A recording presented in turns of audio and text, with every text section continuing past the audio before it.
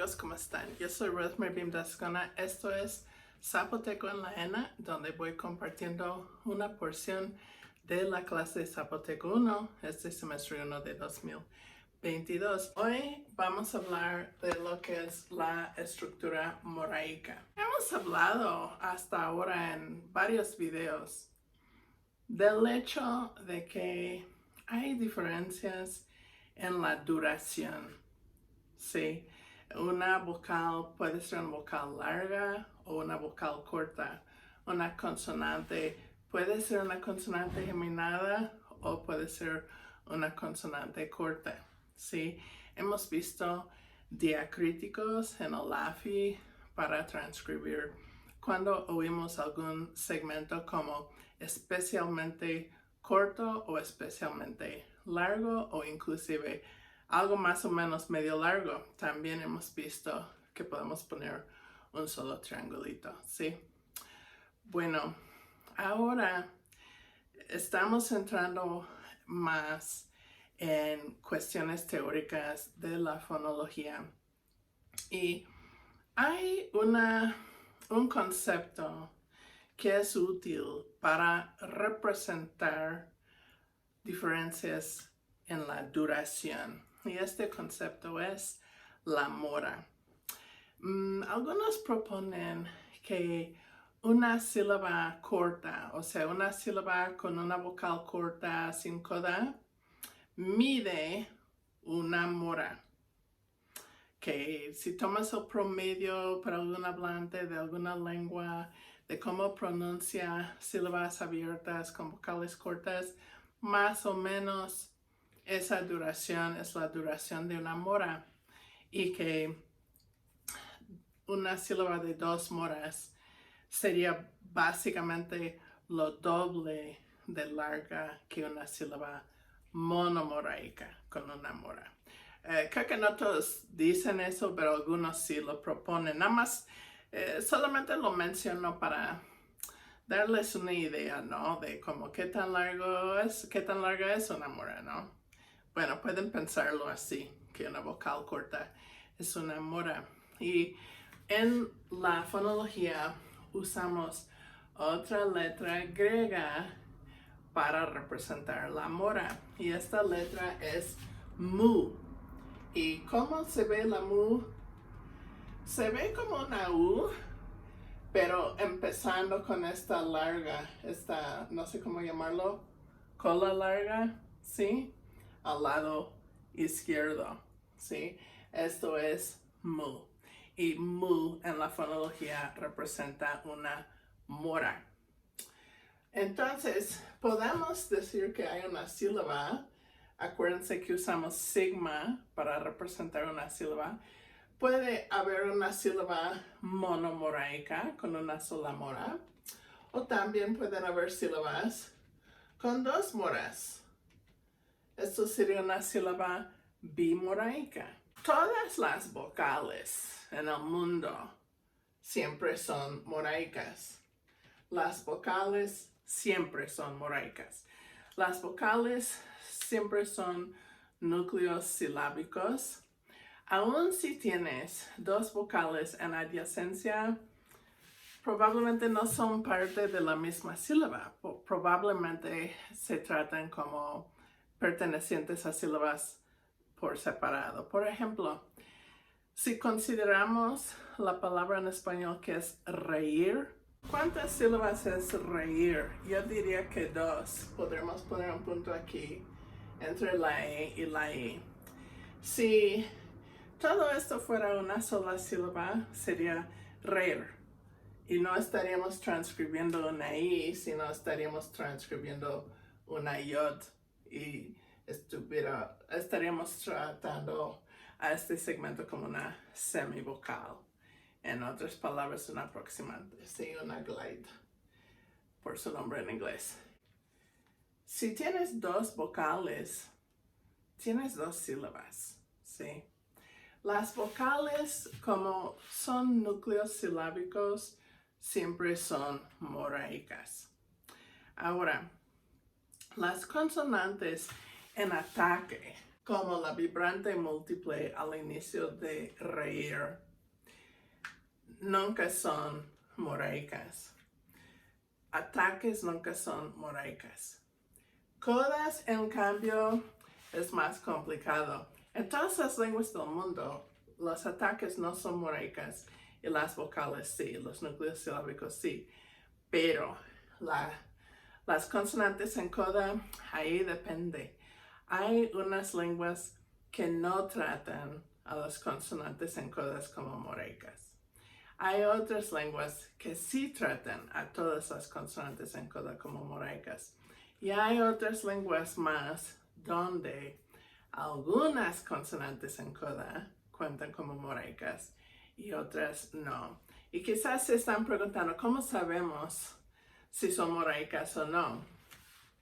No voy a profundizar mucho, pero si la lengua tiene ciertas reglas como para asignar el acento a cierta sílaba o para, qué sé yo, alargar vocales antes de consonantes no moraicas o algo así. Hay fenómenos particulares que pasan en lenguas particulares y si observamos estos fenómenos podemos inferir que en dicha lengua las consonantes sí o no son moraicas. Aquí voy entrando un poco en fonología generativa. Yo no paso mi tiempo pensando en si realmente en el cerebro pasan estas cosas, de en qué parte del cerebro está el lenguaje, qué generalizaciones hay que proponer para generar las formas superficiales. De vez en cuando necesito pensar en estas cuestiones, pero más que nada yo creo que son conceptos importantes para que ustedes aprendan, ¿no? Y puede ser que sean conceptos útiles para ustedes en sus análisis. Quizás algunos de estos conceptos me son útiles también en mis análisis, pero yo más que nada estoy siempre pensando no en lo que pasa en la mente de un hablante moderno de una lengua, sino yo paso mi tiempo pensando en cómo las lenguas cambian tras el tiempo. Eso fue una declaración para alejarme un poco del generativismo, aunque la verdad sí, algunas de estas cosas sí me laten, sí, no estoy diciendo que no. Para aclarar, ¿para qué fue ese excursus? Fue para decirles, como si son alumnos de segundo semestre y no se lo saben ya, que podemos llegar a la lingüística y practicar la lingüística con diversos intereses y eso está bien, ¿sí? En la lingüística yo creo que una división notoria es que hay muchos lingüistas con una perspectiva más cognitiva y el generativismo moderno es una perspectiva cognitiva que plantea ideas sobre cómo procesamos el lenguaje en el cerebro. Entonces, muchas veces cuando estoy aquí hablando de una representación subyacente, eso viene de una idea cognitiva. La idea es que realmente en el cerebro existe esa representación. Pero hay otro grupo de lingüistas al cual pertenezco yo, que estamos más interesados en el lenguaje como un fenómeno social e histórico, ¿sí? Y una cosa no niega a la otra. Obviamente sí procesamos el lenguaje en el cerebro. Obviamente sí hablamos con otras personas en una sociedad, ¿sí? Y los humanos pasan historia, ¿sí? Ambas cosas son válidas para investigar. Lo que yo estoy diciendo es que ahorita me toca explicarles unos conceptos teóricos de estos modelos cognitivos, pero me siento un poquito incómoda porque no es la parte de la lingüística en que me especializo, ¿sí? Yo tomo ideas de estos modelos formales únicamente si me sean útiles para mi descripción de alguna lengua moderna. Y si no, pues ahí lo escucho en una ponencia en un congreso y ya no lo pienso más, ¿sí? Entonces, podemos hablar en estas clases de diferentes perspectivas y ustedes pueden explorar cuáles perspectivas les inspiran mucho, ¿no? Pero les estoy introduciendo a esta noción de que los lingüistas podemos tener diferentes perspectivas y les estoy notificando un poco de cuál es mi perspectiva. Sí, yo me identifico como una lingüista descriptivista, una lingüista que hace dialectología lingüística, histórica y comparativa. Ok, seguimos con la fonología generativa. Yo estuve a punto de decir que en el video previo hablamos de la prominencia. Y en el video antes de eso hablamos de la estructura silábica. La estructura silábica no, según el generativismo, no está en lo que llaman la representación subyacente. La idea de la representación subyacente es que en el cerebro, ahí en la subconsciencia, donde guardamos todos nuestros conocimientos lingüísticos, tenemos como si el cerebro fuera una computadora. Tenemos ahí una entrada en nuestra gran base de datos cerebral. Tenemos una entrada para cada morfema, ¿sí? Cada palabra tiene su representación ahí. Y en esta representación subyacente, la idea es que es como una representación mínima, no tiene información extra que no es necesario y que podemos generar la forma correcta que los hablantes pronunciamos aplicando reglas o generalizaciones a estas formas subyacentes. Ahora, fonemas contrastivos, otros contrastes fonológicos como los tonos, como la fonación en lenguas zapotecas, serían parte de la representación subyacente. Otras estructuras fonológicas que no son contrastivos no van a ser parte de esta representación subyacente hipotética, ¿sí? La estructura silábica no es parte de la representación subyacente. ¿Por qué? Porque no es contrastivo. Estuve hojeando un trabajo por Bruce Hayes hoy en la tarde y si me acuerdo bien de su ejemplo, él decía que no hay una lengua en el mundo que contrasta dos palabras por su estructura silábica, ¿sí? Por ejemplo, no va a haber una lengua en que ubla es un par mínimo con ubla.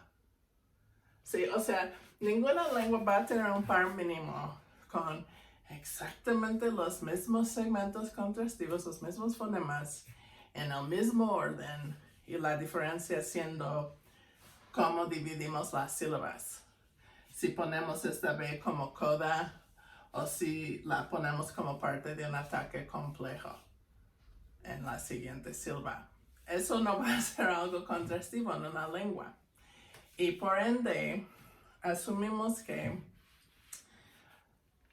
la división silábica no es parte de la representación subyacente, sino es algo que se genera por reglas, generalizaciones, antes de pronunciar la forma superficial de las palabras, ¿sí?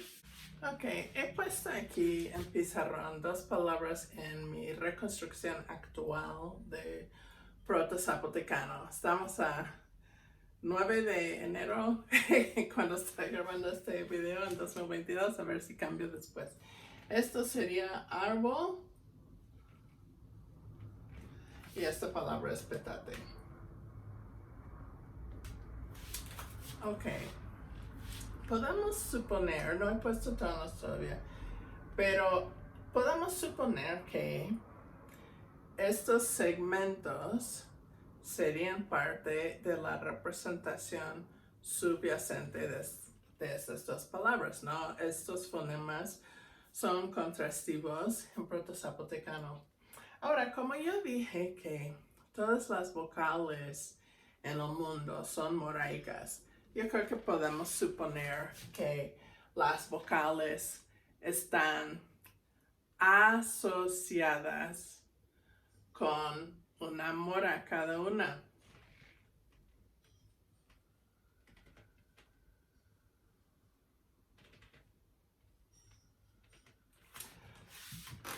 En la fonología autosegmental ponemos diferentes estructuras en diferentes gradas, ¿sí? Aquí hay una grada prosódica donde ponemos las moras.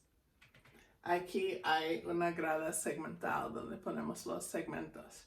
Y podemos tener otra grada para tonos, ¿sí? En el caso de esta palabra árbol, podemos suponer de que antes de que un hablante pronuncie esta palabra, hace 3000 años cuando estaba hablando proto-zapotecano, que ciertas generalizaciones en esa lengua hubieran aplicado.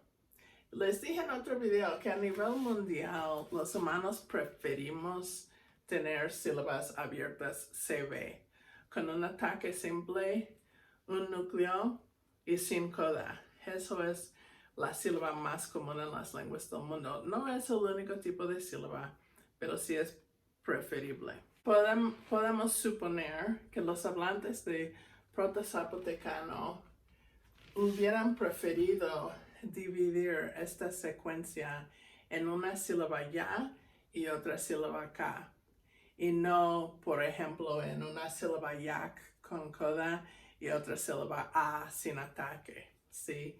Probablemente lo hubieran dividido así. Y entonces podemos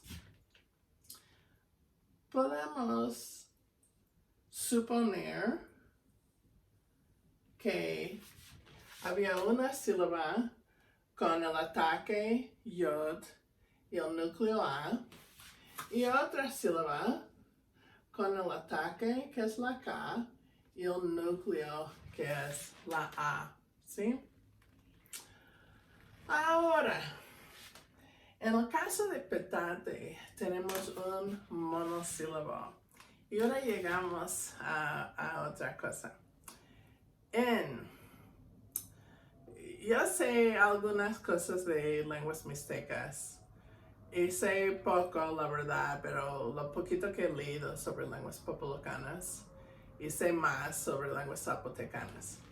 Pero de estas lenguas pertenecientes al otomangue oriental, lo que les puedo decir es esto. Hay lenguas en esta rama del otomangue que contrastan vocales largas y cortas, y que es una diferencia contrastiva. Y también hay lenguas donde el alargamiento vocálico es algo fonético y predecible. También en por lo menos ciertas de estas lenguas diferentes lingüistas lo analizan diferentemente. ¿Sí? Hay lenguas zapotecas inclusive donde un lingüista propone que hay duración vocálica contrastiva y otro lingüista propone que eso es predecible. Sí, hay casos donde hay suficiente ambigüedad que podrías sacar argumentos a favor de los dos análisis. Ahora, si es que en una lengua tú analizas que la duración vocálica sí es contrastiva, entonces puedes poner en la representación subyacente que hay dos moras para la vocal larga y una mora para una vocal corta. Pero si tu análisis es que no hay un contraste entre vocales largas y cortas, pero sí hay algo que llamamos una palabra fonológica mínima, hay un requisito de que una palabra léxica tenga un mínimo de, por ejemplo, 2 moras. Entonces, podrías proponer, como en este caso de petate, donde tenemos un monosílabo, hasta ahorita únicamente he puesto en la representación subyacente que hay una mora asociada con esta vocal A. Si esta lengua tenía, y yo creo que sí tenía, una restricción que decía que todas las palabras léxicas tenían que ser bimoraicas, todavía podemos tener así esta representación con una mora en la subyacencia. Pero la idea sería que antes de pronunciar esta palabra, así en un milisegundo pasa rápido en la mente, se aplica una regla que dice, ojo, esta palabra tiene que ser de 2 moras. Entonces va a aplicar un proceso que podemos llamar inserción de una mora. Y podemos agregar otra mora para que esta palabra va a tener sus 2 moras, que es el mínimo.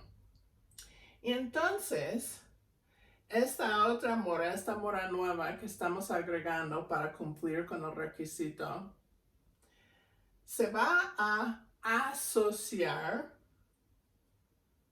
con esta vocal, porque esta vocal es el único segmento aquí que puede portar una mora, porque la Z está en ataque y los ataques nunca son moraicos, ¿sí? Ok, usamos la línea sólida para indicar una asociación preexistente. Ya asumimos en la representación subyacente que la vocal estuvo asociada con una mora porque todas las vocales en el mundo son moraicas. Pero si queremos proponer que esta segunda mora se agrega después, podemos usar esta línea rayada para mostrar la acción de asociarse.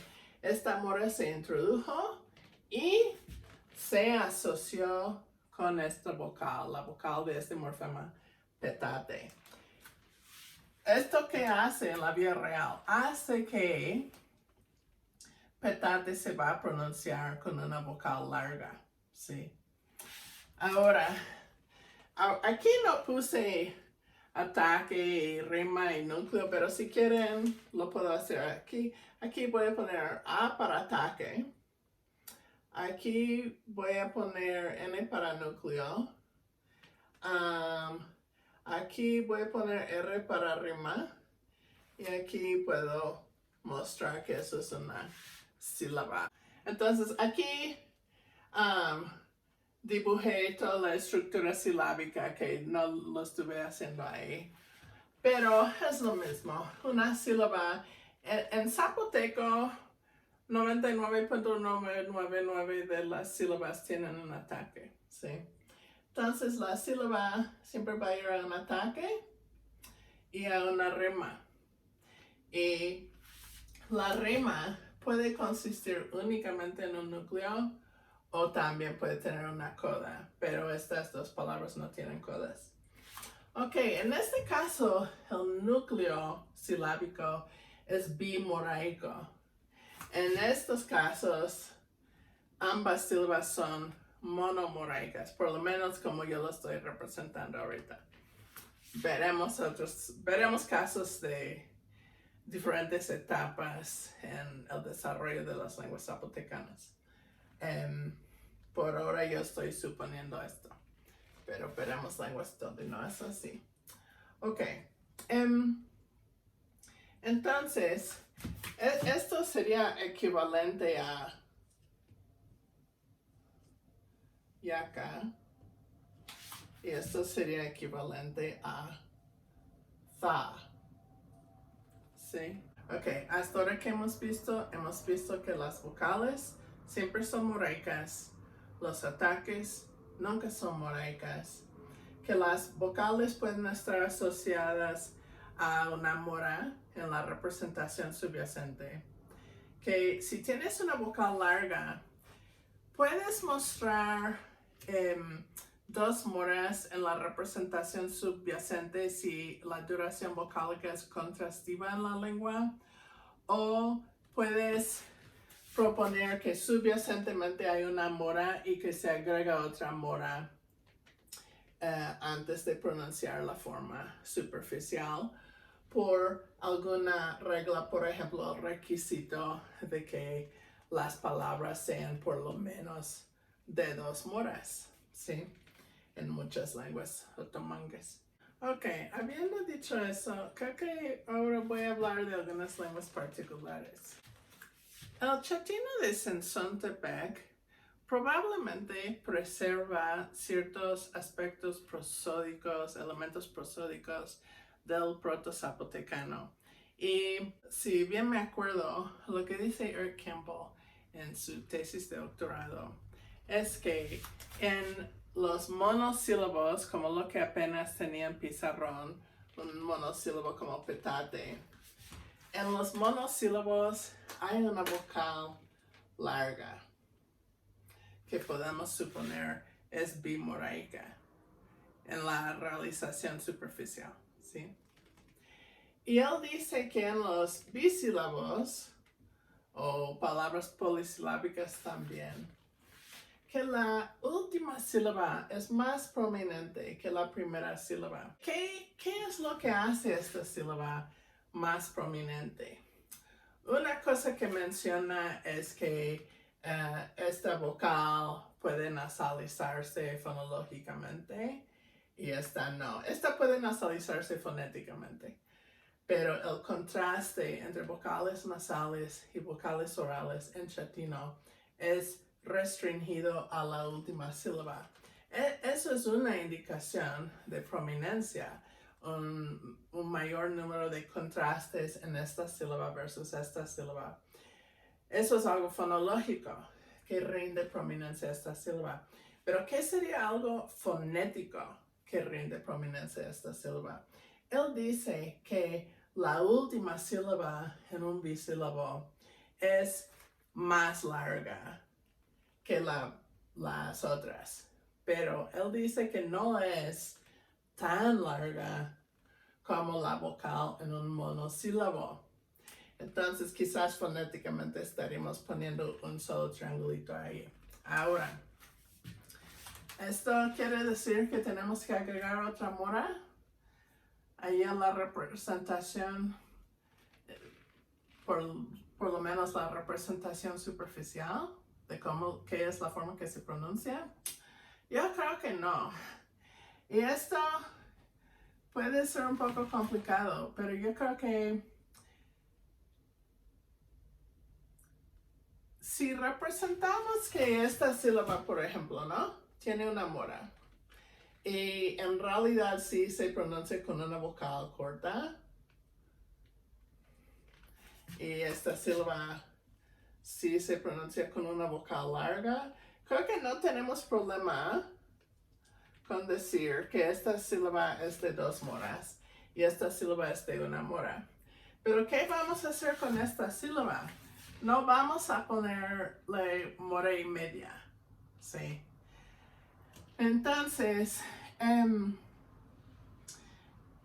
aquí no vamos a usar moras extras. Vamos a decir que esto también tiene una mora, pero que hay pues algo fonético que produce un ligero alargamiento de esa sílaba. Puede ser que no les guste, pero con esta estructura siempre vamos a tener que tomar decisiones sobre qué tanto representar, ¿no? Y cuando llegamos a cosas súper sutiles, fonéticas, predecibles, es más fácil no representarlas fonológicamente, ¿sí? Cuando hay algo estructural y muy notorio, hay más, y en especial si es contrastivo, hay más razón de representar ese fenómeno. Pero no tenemos que representar cada detallito. Y en este caso, acuérdense que yo dije que algunos lingüistas, como no me acuerdo si fue Bruce Hayes o Larry Hyman o alguien que estuve leyendo esta tarde, alguien decía que una sílaba bimoraica debe durar más o menos lo doble de una sílaba monomoraica. Esta sílaba no mide lo doble de una sílaba moraica, de una sílaba monomoraica, ¿sí? No llega a esta duración que vale la pena ponerle 2 moras, ¿sí? Entonces vamos a decir que esta sílaba es como una versión un poco más larga que esta. Ambas sílabas vamos a analizarlas como monomoraicas y vamos a decir que hay ciertos efectos acústicos que llaman la atención a esta última sílaba como la sílaba prominente. Ok, vamos a seguir con el zapoteco de Lachishio. Tengo algunas palabras en pizarrón que tomé de la tesis doctoral de Mark Sicoli. Creo que primero, esto es una transcripción fonética. Yo voy a suponer que cada uno de estos segmentos aparece en la representación subyacente. Yo voy a poner aparte una representación subyacente más o menos de qué serían los segmentos.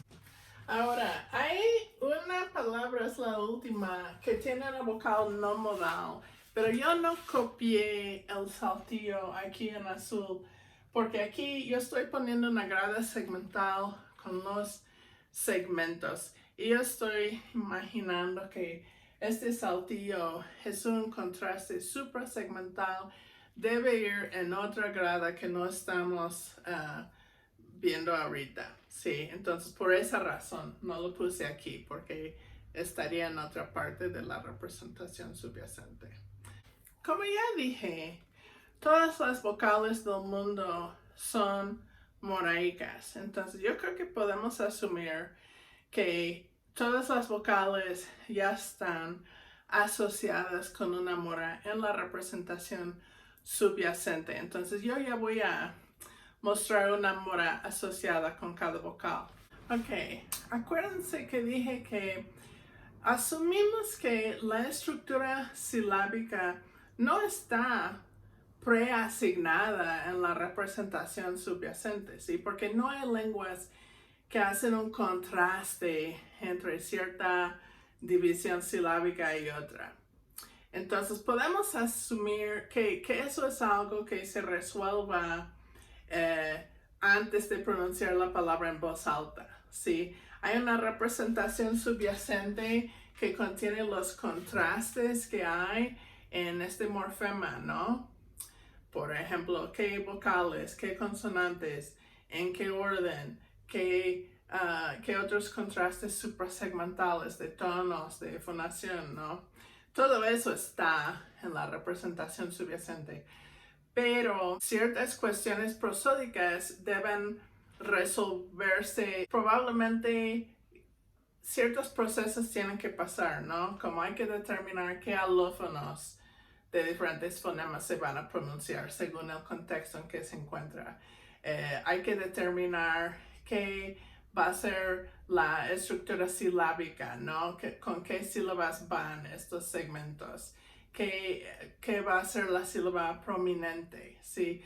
¿Qué elementos fonéticos hay que hacer para rendirle prominencia a una sílaba? Esas son las cuestiones que estamos aquí para ver. Entonces vamos a asumir que la estructura silábica es algo que se aplica a la forma subyacente antes de pronunciar la palabra en voz alta. Ahorita yo no voy a poner como ataque, núcleo, rima, coda, esas cosas. Voy a asumir que ya sabemos que esa estructura existe, como ya hemos visto, ¿no? Las sílabas en lenguas zapotecas suelen tener ataques. Aquí vamos a ver una excepción, pero las sílabas suelen tener ataques. Y sabemos que los ataques no son moraicos. No tengo estas consonantes asociadas con moras aquí. Sabemos que las moras solamente aplican en la rima. Tanto el núcleo siempre va a ser moraico y consonantes en coda pueden ser moraicas, ¿no? Entonces yo ahorita voy a asignarle una sílaba a cada mora asociada con una vocal y voy a asumir que si hay una consonante justo antes de una vocal, que esa consonante está funcionando como ataque de la sílaba cuyo núcleo es esa vocal, ¿sí? Entonces, aquí voy a asumir que hay una sílaba y que esa sílaba tiene este ataque beta y que esta mora es parte de la rima de esta sílaba, ¿sí? Lo mismo voy a hacer para todas las sílabas. En el caso de Inza no hay un ataque, entonces por ahora simplemente voy a asociar la sílaba a esta mora e iremos viendo qué más hay ahí. Aquí hay una secuencia de dos consonantes, NZ. Yo dije que yo iba a asociar la consonante antes de una vocal en la misma sílaba con esa vocal como su ataque. Aquí tenemos una secuencia. Todavía no voy a asignar esa N, pero ahorita la vamos a ver. No la vamos a dejar ahí aislada. En el caso de este verbo, como hay un prefijo R de imperfectivo y eso forma una secuencia de dos consonantes y no hay ninguna otra vocal aquí, yo voy a asumir que esta sílaba tiene un ataque complejo y voy a asociar a ambas consonantes con esa sílaba. Ok, antes de seguir asignando estructura silábica a estos elementos segmentales, quiero regresar a examinar la pronunciación fonética que tenemos aquí en color naranja. No puse los tonos, también hay tonos, sí. Pero como no es parte de lo que voy mostrando, no los mostré ahorita. En aire tenemos V con una vocal larga.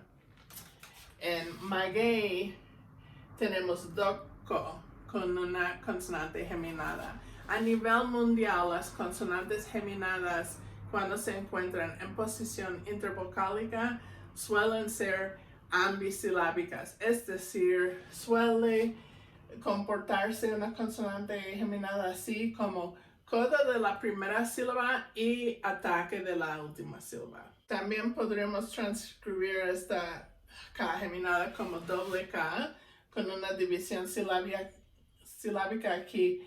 Entonces, la primera sílaba sería doc y la segunda sílaba sería co, ¿sí? Aquí tenemos chivo con una vocal larga. Aquí tenemos inza. Aquí hay una consonante que probablemente va con la primera sílaba como su coda.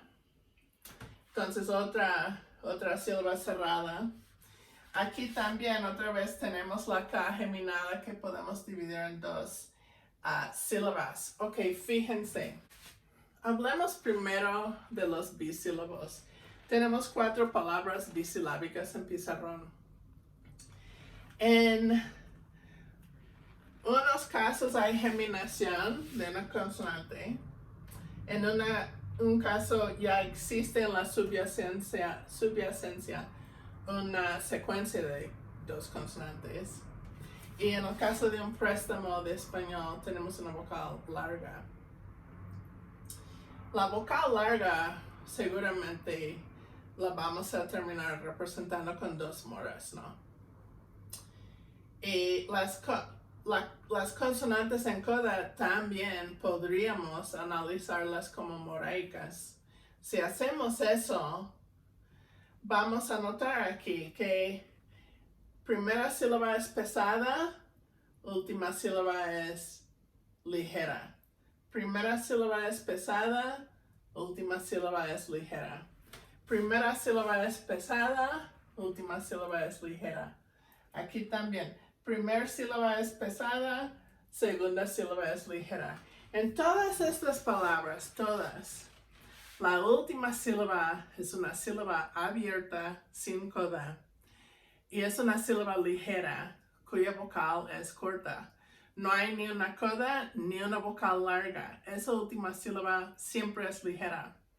Mientras que la primera sílaba o tiene una vocal larga o tiene una coda. La primera sílaba en estos bisílabos siempre es pesada. Y ya hemos dicho en otro video, ¿no? Que en lenguas zapotecas, no chatinas, pero zapotecas, la sílaba tónica es la primera sílaba de la raíz. Y aquí sí tenemos un prefijo, pero nada más agrega complejidad al ataque, no cambia, no es que agrega otra sílaba. En todos estos casos, la primera sílaba, que es la pesada, es la primera sílaba de la raíz, ¿sí? Podríamos considerar que en todos los procesos que tienen que aplicarse para generar la estructura silábica correcta, la estructura prosódica correcta, que también entra aquí la cuestión de la prominencia. Y al parecer, siempre en estos casos, la primera sílaba es la prominente, ¿no? Aquí solamente hay una sílaba. Podemos suponer que esa sílaba es la prominente porque es la única que hay.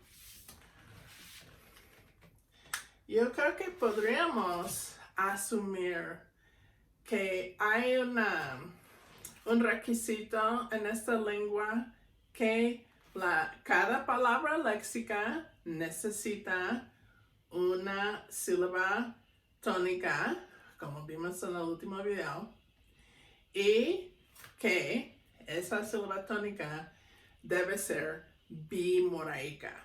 Entonces, aquí yo voy a proponer que en todos los procesos que tienen que aplicarse para generar la forma que un hablante va a pronunciar en la superficie, hay que asignarle una segunda mora a todas las sílabas prominentes. Hay que determinar cuál sílaba debe ser prominente por la posición. En todos los casos es la primera sílaba de la raíz. Vamos asignándole prominencia a la primera sílaba de la raíz. Y creo que parte de ese proceso podría ser agregarle otra mora extra a todas las sílabas prominentes. Lo voy a hacer en naranja para que resalte. Quizás alguien notó antes que esta palabra aire, que es un monosílabo, se pronuncia con vocal larga. y que podríamos decir que, oh, es igual a lo que vimos en Chatino. A lo mejor hay un requisito de que a lo mejor hay una palabra mínima y que todas las palabras deben tener un mínimo de 2 moras y a los monosílabos hay que agregarle una segunda mora. Pero yo creo que eso no es necesario en esta lengua. Sí fue necesario en Chatino, pero en Chatino, en los bisílabos, no hubo geminación. Y el alargamiento vocálico en la sílaba tónica fue mínima, fue algo sutil. Quizás no valdría la pena asignarle una mora porque esa vocal no es tan larga como una vocal en un monosílabo. ¿Sí? En Chatino fue necesario hablar de eso de la palabra mínima y decir que todas las palabras necesitan un mínimo de 2 moras. Seguramente aquí también todas las palabras necesitan. Podrías decir que todas las palabras necesitan un mínimo de 2 moras, pero creo que sería redundante.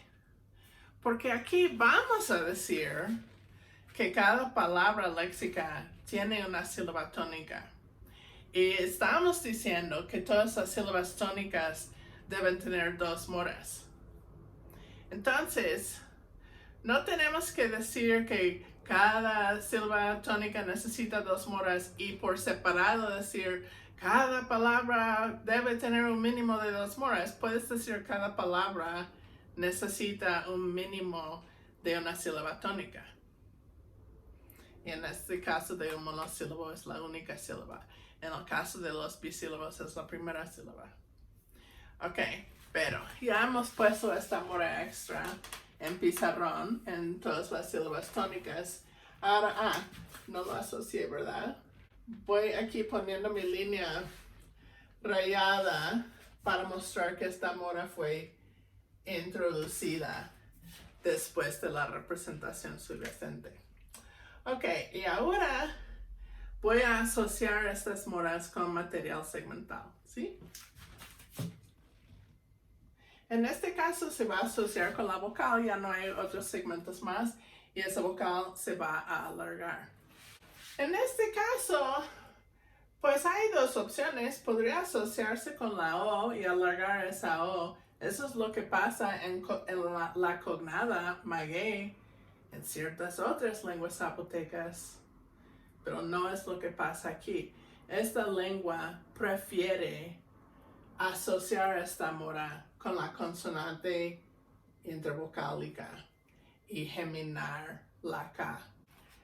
Ahora, en este caso, sí tenemos alargamiento vocálico, pero ¿por qué? Fíjense, de todas las palabras que están en pizarrón, esta palabra chivo es la única palabra que es un préstamo de español. Yo nunca he trabajado con hablantes, bueno, eso es miento. No he trabajado más que pocas horas con un hablante de esta lengua. No la conozco profundamente. Pero yo sospecho que aquí vemos algo diferente precisamente porque es un préstamo. Yo creo que es posible que esta palabra se prestó a zapoteco quizás más recientemente y por eso quizás se prestó en una época en que hay mucha gente bilingüe en zapoteco y español y por eso están preservando ciertos sonidos como algo semejante a la pronunciación en español, manteniendo esta beta como una obstruyente sonora. En palabras nativas no vemos obstruyentes sonoras justo después de la vocal tónica. Esta palabra maguey en cuateco, por ejemplo, es do con una B. En otras lenguas zapotecas, esta consonante es una obstruyente sonora. Pero en esta lengua se pronuncia en este contexto como una oclusiva sorda geminada. La prosodia en esta lengua es diferente que en otras lenguas zapotecas, ¿sí? Entonces, en una palabra nativa, aun donde otras lenguas zapotecas tendrán una obstruente sonora, esta lengua no lo tiene. Pero en un préstamo de español, donde hay una obstruente sonora intervocálica, sí están conservando una obstruente sonora. Y yo sospecho que es por eso que en vez de geminar esta beta, como no hay otros casos de obstruyentes sonoras geminadas en esta lengua, yo creo que optan mejor por alargar la vocal. Pasando a agua, en este caso pues hay una consonante ahí esperando su mora, entonces en vez de geminar otra consonante, ya hay una consonante en la representación subyacente que lógicamente va con esta sílaba. Quizás está notando que aquí hay una Z. Bueno, yo no sé si realmente es lo correcto para poner en la representación subyacente o no. Quizás sí, quizás no, tendría que analizar esta lengua más. Pero por lo menos fonéticamente hay una Z aquí. Y quizás ahorita están pensando en lo que yo dije de la beta y de que en palabras nativas las obstruyentes no se sonorizan después de la vocal tónica. Y quizás se están preguntando, ¿pero por qué esta Z? No es una contradicción, porque fíjense, aquí la Z no viene después de la vocal tónica, viene después de una N. Esto es algo, en chatino no hay obstruyentes sonoras que contrastan con obstruyentes sordas. Las obstruyentes sonoras en chatino son alófonos de las obstruyentes sordas y ocurren precisamente en este contexto después de una nasal. Quizás esto es algo debido al contacto con chatino o quizás es simplemente que están conservando un patrón desde el proto-zapotecano. Yo creo que en el zapoteco de Tlacololita también hay algo que pasa así de ver consonantes sonoras después de una nasal, puede ser. Bueno, pasamos este verbo presionar y vemos que la K es geminada. Entonces aquí también, igual que en maguey, la mora extra se asocia a la consonante que viene después de la vocal tónica. Mostré este verbo porque aquí la vocal es glotalizada. Y esto es prueba, yo creo, de que el saltillo no es un segmento, porque si fuera un segmento, una consonante, digamos, probablemente la mora extra estaría asociándose con ese saltillo y la K no se estaría geminando, ¿sí? De hecho, hay otras lenguas zapotecas donde pasa eso, donde normalmente verías una consonante geminada o preaspirada, pero no cuando hay un saltillo.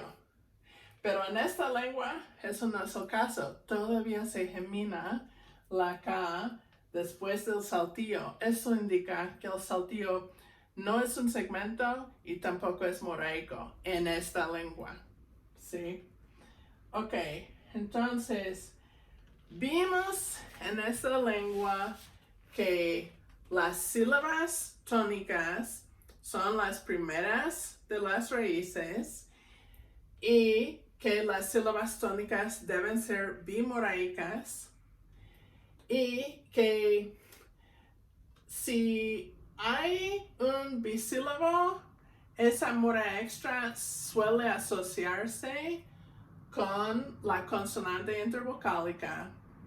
Pero si no hay otra sílaba, se va a asociar con la vocal. O si la otra sílaba empieza con una consonante que no puede geminarse, entonces también se puede asociar con la vocal como una segunda opción. En algunos casos, cuando hay una secuencia subyacente de dos consonantes, una consonante se puede asociar con esta segunda mora y la otra consonante puede hacer ataque de la siguiente sílaba.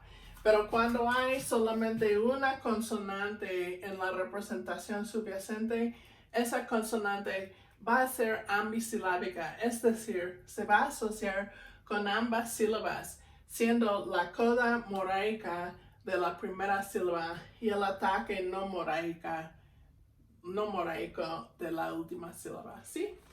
Esto es diferente de lo que vemos en muchas otras lenguas zapotecas y por eso es muy interesante. A mí me hace cuestionar cómo habrá sido las cuestiones prosódicas del acento o la prominencia en el proto-zapoteco y el proto-zapotecano, pensando en esta lengua. Bueno, ahora les voy a mostrar unos datos del zapoteco coateco o dixque. Y en esta lengua, bueno, esta es la lengua que investigué para mi doctorado. Y en esta lengua hay ciertos tonos que provocan alargamiento de los segmentos, por lo menos de las resonantes. Veamos algunos ejemplos. Aquí tengo en la primera fila un ejemplo que termina en una vocal. Y en la segunda fila tengo ejemplos que terminan en consonantes resonantes. Iba a poner otra fila con las obstruyentes, pero ahorita estuve viendo unos datos, está algo complicado y como este video ya va a ser largo, mejor voy a evitar esos casos. Simplemente quiero ilustrarles la idea de que hemos visto en chatino, ¿no? Que es posible agregar una mora por un requisito de una palabra fonológica mínima. Y hemos visto en el zapoteco de la Chichil que es posible que haya un requisito de que la sílaba tónica deba tener 2 moras, ¿no? Y ahora les quiero mostrar que también, además de la palabra mínima, además de la sílaba tónica, también es posible que en alguna lengua habría alguna estructura moraica asociada con tonos particulares, ¿sí? Entonces, solamente quiero ilustrar ese punto, no profundizar y dar todo un análisis prosódico de esta lengua. Pero veamos. Con un tono alto tenemos wula, que es amargo. A mí la vocal no se me hace nada largo. Esto es sorprendente si hemos visto en otras lenguas otomangues que es muy común que haya un requisito de que cada palabra debe tener por lo menos 2 moras.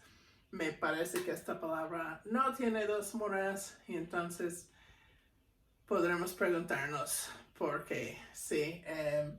Pero no vamos a resolver eso hoy, nada más observen que wula, yo no creo que sea súper larga esa vocal. También podemos tener un tono alto aquí en esta palabra pollito que termina en una L. Jul, jul. Descendente.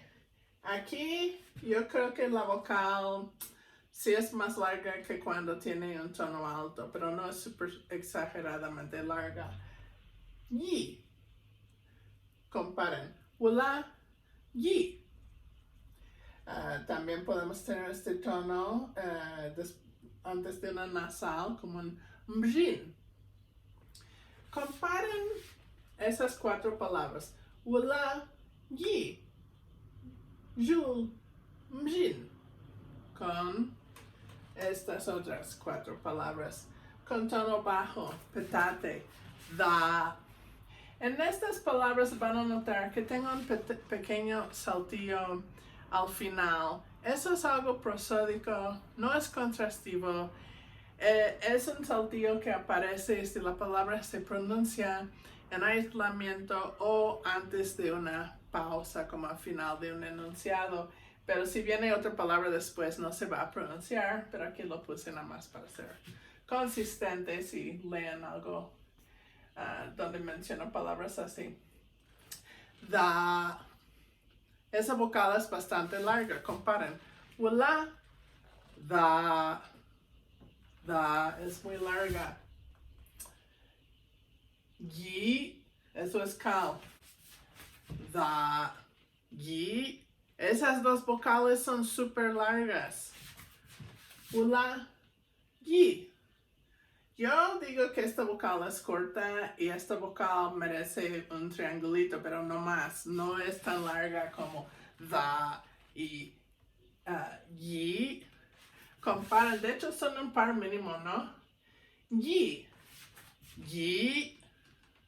Es más larga la vocal en cal, a mí se me hace. A ver, veamos, miel y lagartija. Mjin, mjin. Y lagartija, mbil, mbil. Aquí, cuando la palabra termina en una consonante resonante, como N, como L, como aproximantes, y si esa palabra tiene tono bajo o tono ascendente, esa resonante se va a alargar, ¿sí? Cuando la palabra termina en una vocal y tiene esos dos tonos, la vocal se alarga. Pero si la palabra termina en una consonante resonante, es esa consonante que se va a alargar, no la vocal. Yo creo que sería posible decir que estos tonos vienen con una estructura moraica que imponen en las rimas de las sílabas donde se realizan, donde se llevan a cabo. El tono alto que vimos con vocales cortas, yo creo que sería asociada con una sola mora. Pero el tono bajo, en cambio, estaría asociada con dos moras. Por ejemplo, la palabra cangrejo, B, tiene tono alto y una vocal corta. La palabra neblina,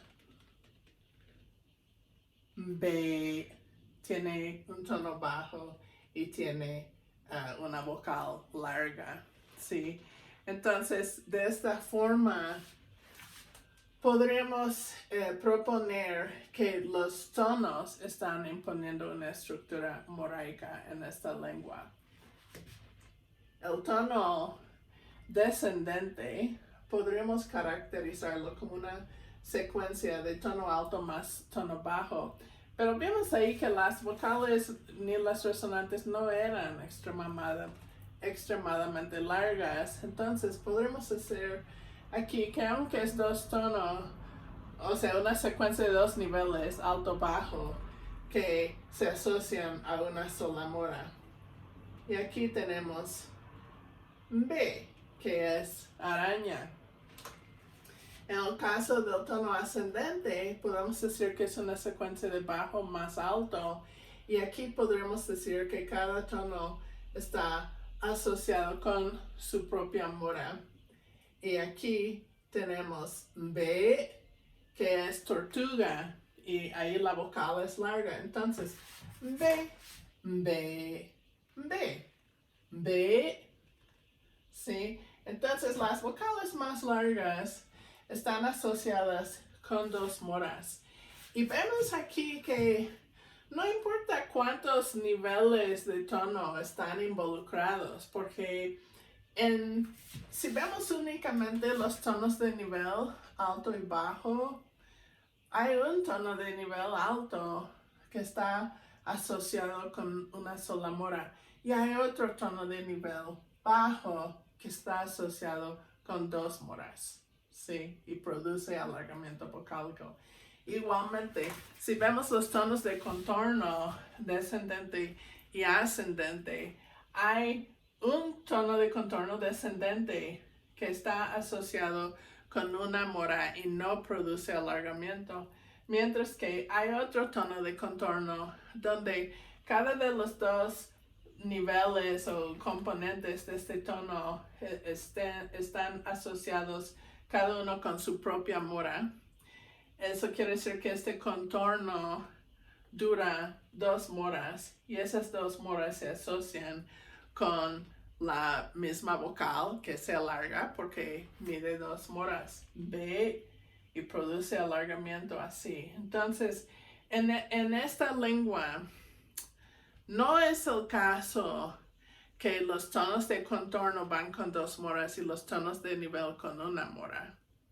Sí, porque vemos que si vemos tonos de nivel o si vemos tonos de contorno, hay uno y uno, ¿no? Hay un tono monomoraico y hay un tono bimoraico.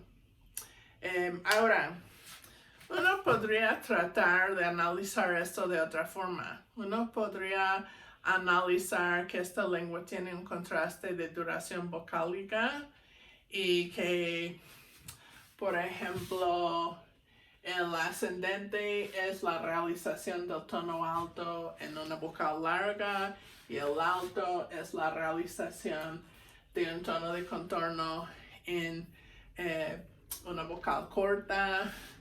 Yo también he pensado en ese análisis, pero hasta ahora yo no he podido hacer ese análisis funcionar, ¿sí? Entonces, por ahora sigo con este análisis, que es que los mismos tonos en esta lengua imponen una estructura moraica, produciendo o no el alargamiento, no solamente de vocales, pero también de consonantes resonantes. Si vemos la palabra lagartija, ¿no? Que vimos hace rato, bil, ahí tiene un ascenso. Y yo diría aquí que la primera mora está asociada con la vocal, pero la segunda mora está asociada con la resonante, ¿sí? Y si queremos ver un ejemplo de, por ejemplo, vimos pescado, ¿no? Bal. En este caso, la L no va a ser moraica porque este tono se asocia con una sola mora y esta mora está asociada con la vocal y la L no se alarga. Y podemos decir que esta L en coda no es moraica, mientras que esta L en coda que porta un tono asociado con una mora sí es moraica y por eso esta L se alarga. Bal versus bil, ¿sí? La L es notoriamente más larga. Entonces, la estructura moraica asociada con los tonos en el dishke o zapoteco-coteco puede producir alargamiento en el último segmento de la raíz, si es que ese segmento es una resonante, sea una vocal o sea una consonante resonante. Bueno, para concluir, aquí tengo unos datos de Tanetse de Zaragoza y estoy mostrándolos con sus antecedentes en alguna lengua ancestral. No es proto-zapotecano. Tampoco quiero decir si es proto-zapoteco o si es una forma posterior del zapoteco, proto-zapoteco medular, proto-zapoteco oriental, algún ancestro, digamos, del Dizashita de Tanetse de Zaragoza. Y bueno, en esta lengua, Tanetse de Zaragoza, el contraste fuerte-suave permea el inventario consonántico, con la excepción de aproximantes. Yo creo que todas las consonantes en Dizashita tienen su pareja, ¿no? Si es una consonante fuerte, habrá otra consonante suave equivalente a esa consonante, ¿sí? Y las diferencias entre las consonantes fuertes y suaves en esta lengua tienen que ver con la duración. Pueden también tener un efecto en la vocal que les preceda, si se alarga o no. También en el caso de las obstruyentes, las fuertes tienden a ser o siempre son sordas, mientras que las suaves suelen ser sonoras. Bueno, en esta lengua, como vamos a ver, las consonantes fuertes son moraicas y las consonantes suaves no.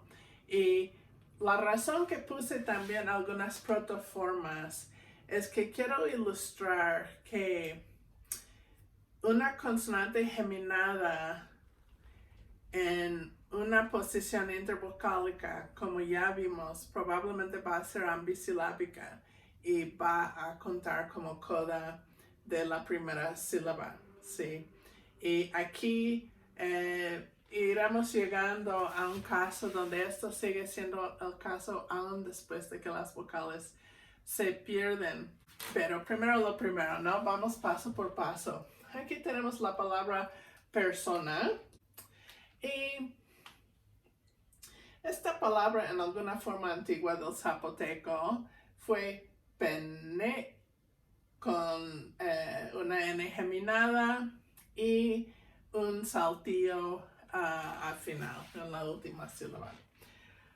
Ok, eso es diferente a lo que vimos en Petapa, ¿verdad? Donde no vimos saltillos en la última sílaba. Pero en alguna lengua ancestral sí habían. ¿Y cómo sabemos? Esta lengua es una de las razones que sabemos que por lo menos algunas formas ancestrales sí contrastaron saltillos en la última sílaba, porque esta lengua, bueno, esta variante de esta lengua, la variante de Tanetse, por lo menos como hablado por algunas personas de Tanetse, yo sé que puede haber diferencias según la edad, según el género, pero normalmente este saltillo se ha perdido en esta lengua. Pero antes de que se perdió el saltillo pasó otra cosa. Las vocales postónicas a final de palabra se perdieron en esta variante, excepto cuando estuvo un saltillo, como que ese saltillo protegió a las vocales y entonces esas vocales no se perdieron, mientras que las vocales modales sí se perdieron en posición postónica, aunque posteriormente el saltillo se perdió también. Entonces aquí tenemos bunni y esta I es el reflejo de esta E. Vemos que no hay saltillo, pero sí hay una vocal. Vemos aquí que hay una N larga, una N geminada, y ambas vocales son cortas. Esta lengua es diferente que el zapoteco de la Chichil que vimos antes, porque en el zapoteco de la Chichil, en posición intervocálica entre la sílaba tónica y la postónica, las consonantes fuertes y suaves no contrastan en la Chichil. Todas son geminadas, es algo fonético, es predecible esa geminación por la prominencia, por patrones acentuales en esa lengua. En esta lengua, en cambio, hay un contraste entre consonantes fuertes y consonantes suaves. Y hay pares mínimos donde la única diferencia es si alguna consonante es geminada o simple, o sea, fuerte o suave. Y aquí, aunque estos no son pares mínimos, si vemos que aquí hay una N larga en esta posición intervocálica y aquí hay una N corta en la misma posición intervocálica. Entonces, yo creo que, a ver, primero yo voy a asignarle una mora a todas las vocales, pero también en este caso voy a asignar una mora a las consonantes geminadas, porque en esta lengua las consonantes geminadas son contrastivas, contrastan con las consonantes suaves, ¿sí? Entonces, voy a asignarle una mora a esta I herida, pero también voy a asignarle una mora a esta N geminada. Y voy a seguir y voy a asignarle una mora a todas las vocales en la lengua moderna y también a cualquier consonante geminada. Habiendo asignado moras que, bueno, quizás no debo decir asignar moras, pero ahorita todavía estuve con una representación subyacente, hipotética, ¿no? Imaginando que en la estructura profunda, en la representación subyacente, esos segmentos vocales y consonantes que son contrastivamente largas estoy asumiendo que subyacentemente son moraicas. Entonces, ahorita todas las moras que puse en verde son moras que están ahí subyacentemente. Quizás hubiera puesto para estos prefijos. Las vocales en estos prefijos como b están en el proceso de perderse y a veces se pronuncian y a veces no. Por eso los tengo entre paréntesis. Pero ¿qué tal? Voy a usar rojo para cualquier mora que se va a asignar en otro proceso posterior, ¿sí? Entonces las moras que están en verde ya estuvieron ahí. Y en rojo vamos ahora a asignar la estructura silábica a todo lo que ya está en la representación subyacente. Entonces aquí en Bunny podemos asumir que hay una sílaba que tiene esta mora asociada con la vocal y también esta B, y habrá otra sílaba que está asociada con la mora con la vocal I y con su ataque. Pero tenemos otra mora aquí que va con la N geminada. Entonces vamos a poner esta mora con la primera sílaba. Ven como, igual que en la Chichillo, aquí tenemos una palabra bisilábica donde la primera sílaba está asociada con dos moras y la sílaba postónica está asociada únicamente con una mora. Pero la diferencia entre esta palabra y las palabras que vimos en la Chichillo es que la segunda mora de la primera sílaba, la sílaba acentuada, está ahí en la representación subyacente. En esta palabra no tuvimos que agregar ninguna mora, ¿sí? Ok. Ahora vamos a la siguiente palabra que es rata o ratón. Y aquí, ok, yo creo que voy a decir que hay una sílaba aquí que es un prefijo pretónico. Hay una sílaba aquí que es la primera sílaba de la raíz. Hay otra sílaba aquí que es la última sílaba. Ahorita hay tres moras subyacentes. Una para el prefijo, otra para la primera sílaba de la raíz y otra para la última sílaba de la raíz. Ahorita tenemos tres sílabas y las tres son por el momento iguales de ligeras, pero sabemos que debe haber una sílaba acentuada, tónica, y esa sílaba debe ser, por lo que hemos estado viendo en lenguas zapotecas, y esta es una lengua zapoteca, debe ser la primera sílaba de la raíz, que sería esta segunda sílaba aquí. Y por lo que hemos visto en otras lenguas, yo creo que estamos esperando que esta sílaba prominente y acentuada debe tener dos moras, ¿no? Bueno, más importante a lo que hemos visto en otras lenguas que quizás creó ciertas expectativas que podrían cumplirse o no.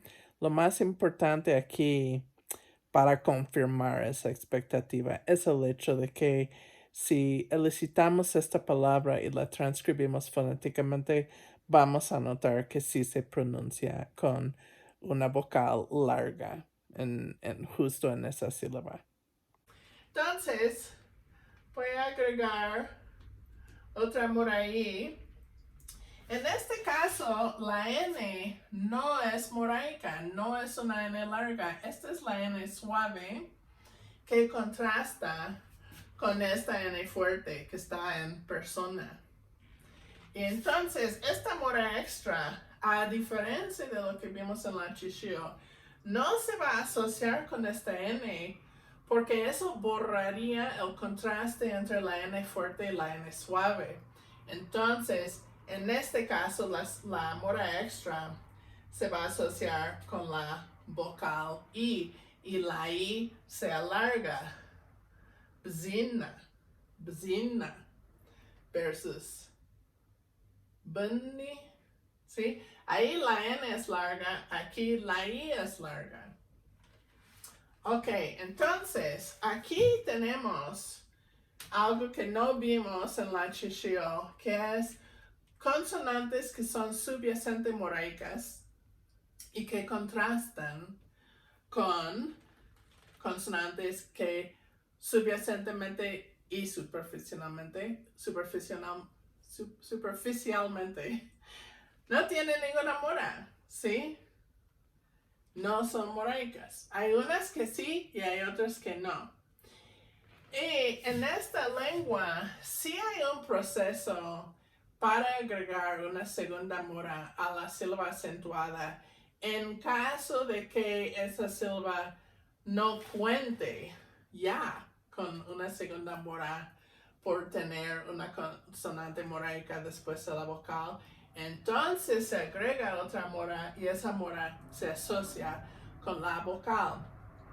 Y eso produce alargamiento fonético.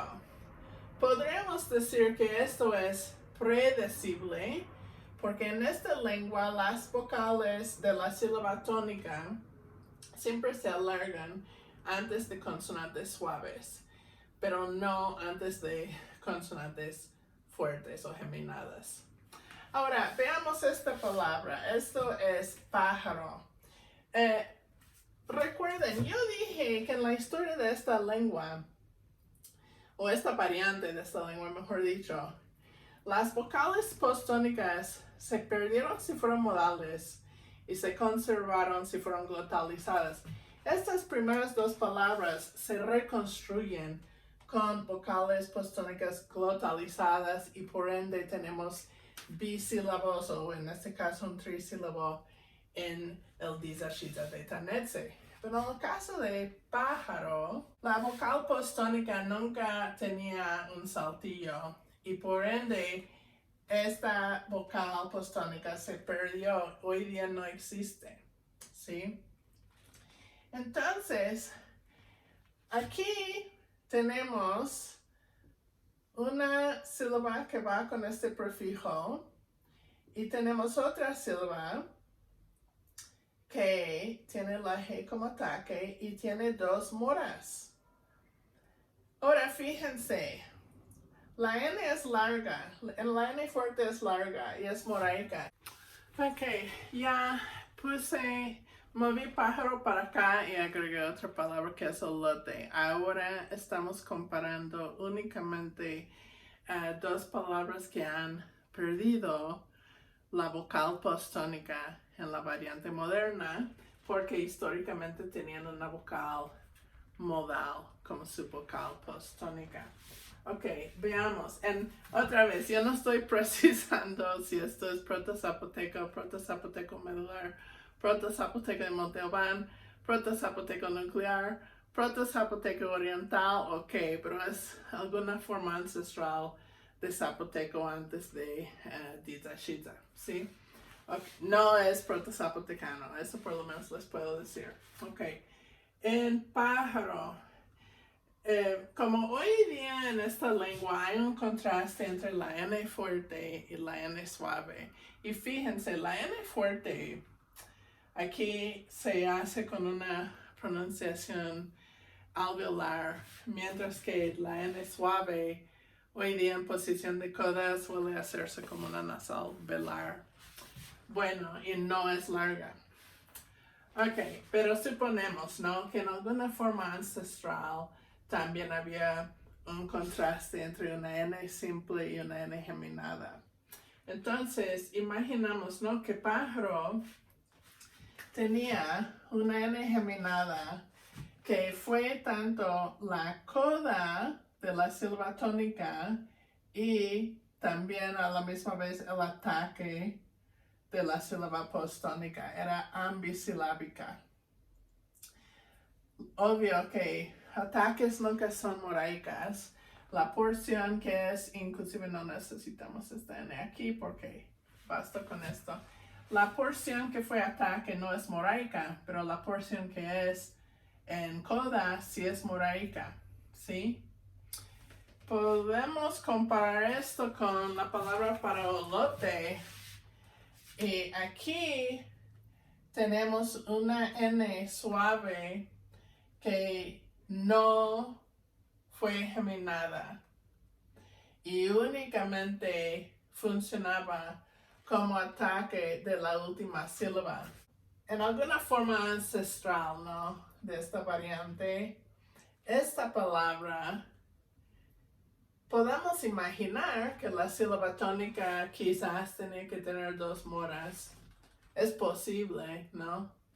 Entonces podemos imaginar que se insertó una mora y que esa mora se asociaba con la vocal, como vimos en las formas bisilábicas que ya borré de esta misma lengua, ¿no? De Dita Shiza.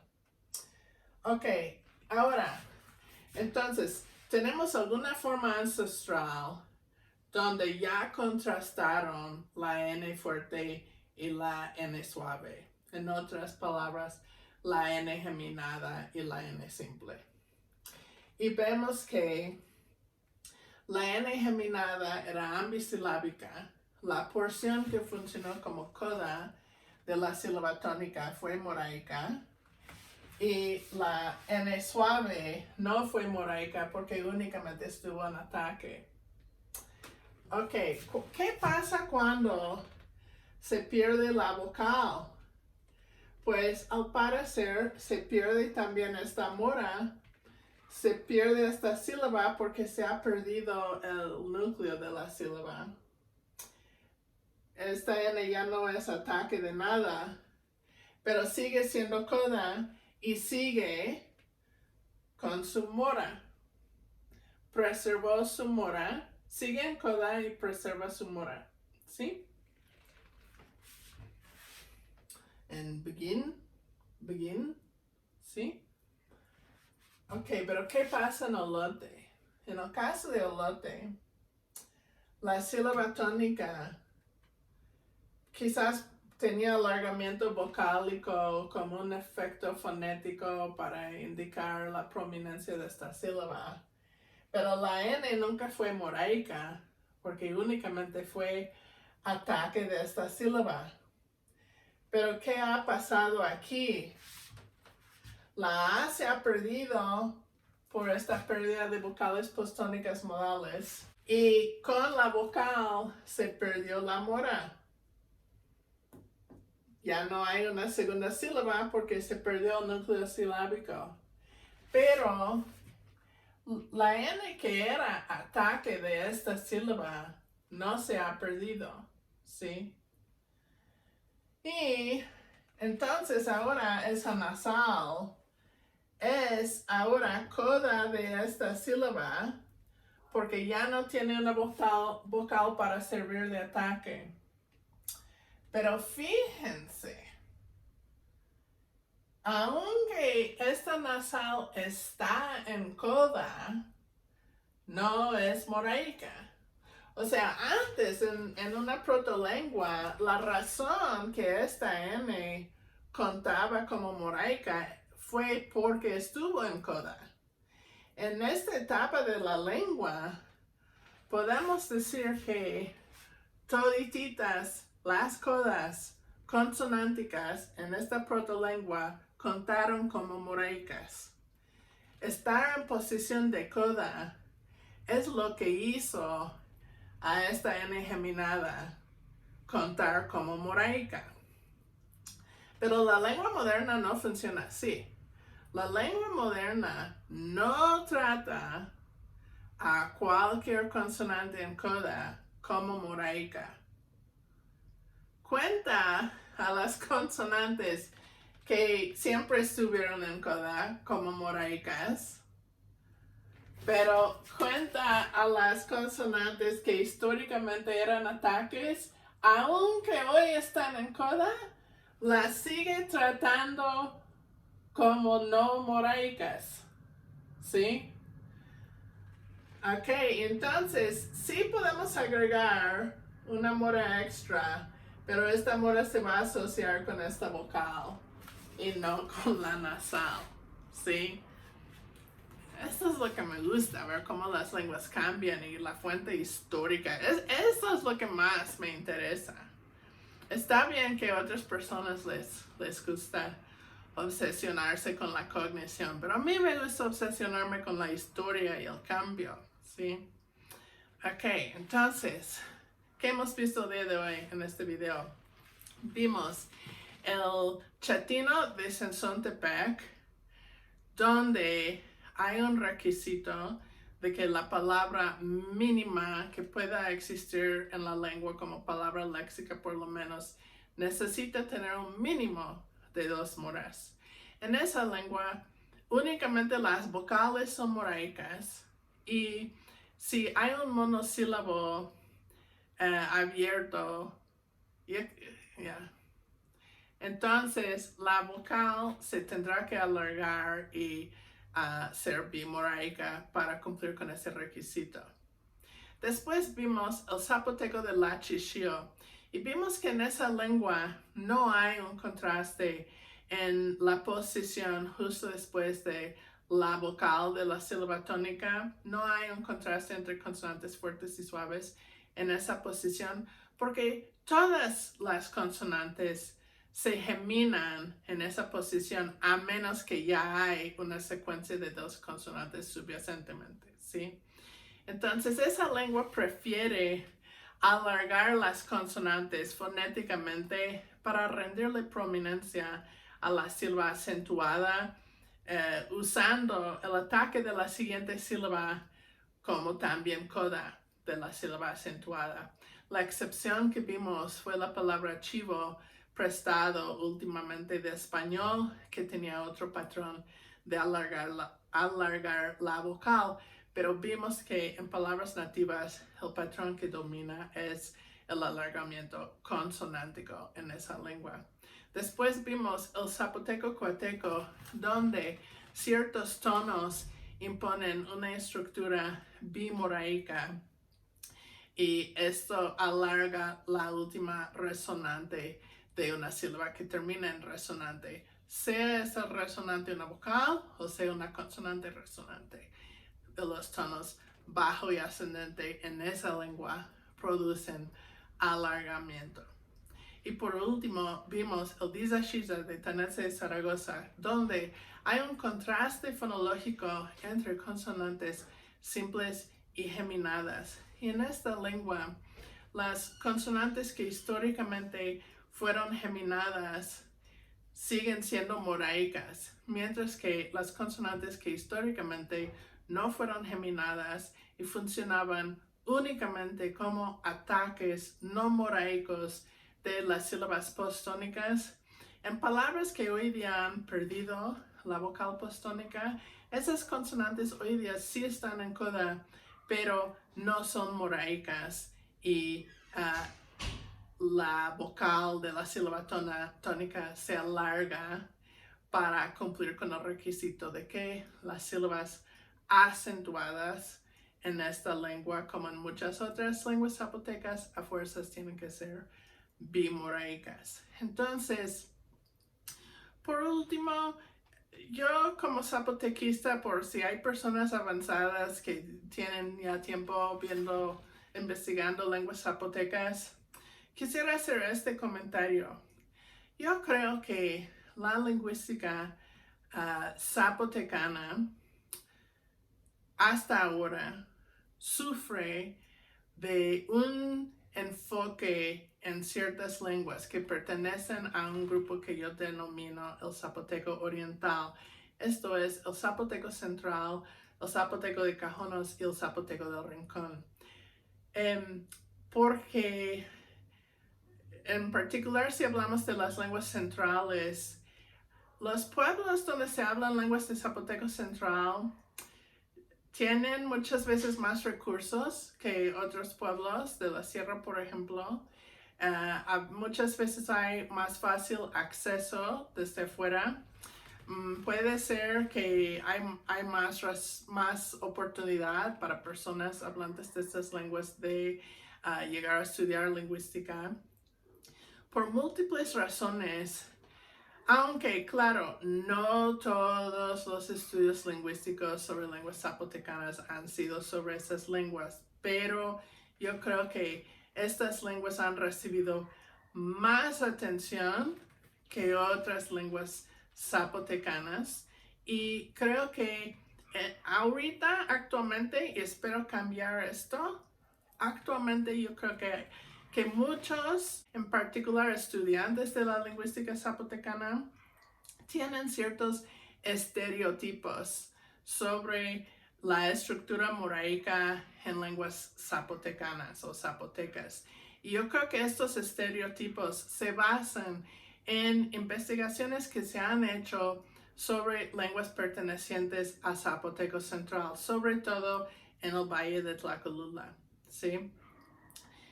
Y espero que con este video estoy mostrando a una nueva generación que pueda formar sus primeras impresiones sin esos estereotipos. Y también espero que personas más avanzadas que me están viendo puedan romper con ciertos estereotipos que tienen, ¿sí? No es el caso que todas las lenguas zapotecanas ni todas las lenguas zapotecas tienen un contraste subyacente basado en si una consonante es moraica o no. Y no es el caso que el contraste fuerte suave donde exista en todo contexto. Hay lenguas que tienen este contraste fuerte suave únicamente justo después de la vocal tónica. Hay lenguas que la tienen únicamente en inicio. Depende de la lengua. Hay más diversidad en la familia zapotecana de lo que muchos nos estamos dando cuenta. Yo creo que es hora, ahora 2022, es hora de abrir los ojos y asomar alrededor y apreciar la diversidad de estructuras fonológicas y prosódicas que esta familia nos está demostrando. ¿Sí? Ven que me emociono mucho con este tema. Bueno amigos, eso es todo por el día de hoy. Nos vemos la próxima vez. Adiós.